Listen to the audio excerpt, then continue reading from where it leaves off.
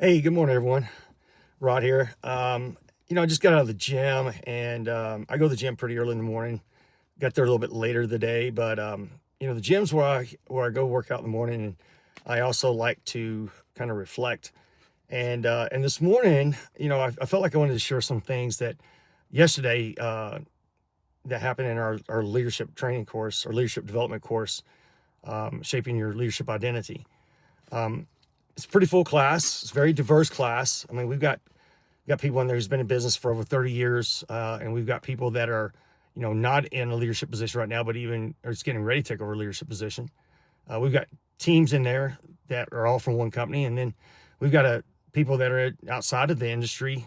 It's from the education industry. We've got people from Canada. We've got some home services in there. We got HVAC. So it's pretty diverse group of people in there, and with a lot of different leadership pieces. So yesterday we had our module, what is leadership to me? And it's one of the powerful modules of this track, because it's when people starting to think about what that means.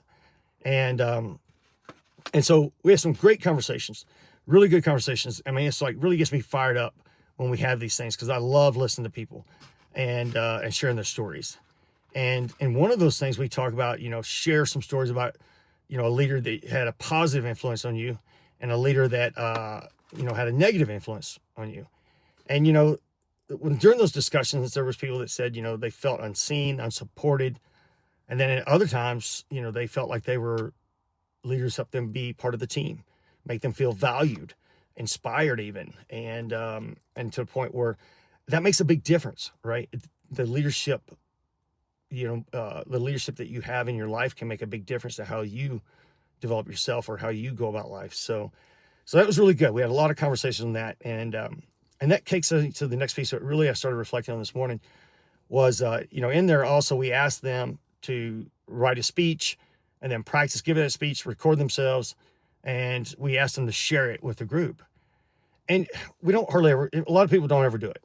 I mean, they say they do, but they don't, and some people, a little, shy. They don't want to share it. But yesterday we had one person do it, a younger leader too. And he actually, read his speech. He didn't know it, and that's okay. And that stuck with me. That, number one, it wasn't that everybody didn't do it. It was the fact that one person did. And it's not because the other ones didn't have good ideas. And I'm sure and there was a couple that said they wrote it. But it made me think, leadership often isn't about having the perfect thoughts or the opinions. It's about having the willingness to act, to pursue something. Maybe it's not perfect. And maybe it hasn't been seen yet, but it's the willingness to act. And that really had to come back to me. And I started thinking about that, you got to have the willingness to act. And in doing so, by just putting it out there, it made that exercise even more powerful to me than just putting down what a definition ever could be or how you're going to do your speech. And so, as I sit back here and I kind of come full circle again, it's one of those things that, leadership isn't what we say it is. Leadership is the action. And it's what we're willing to do when there's no pressure, there's no guarantee for applause. And so just take that with you today and think about that. Leadership is the willingness to act. And then I'm curious, when was the last time you chose action over comfort?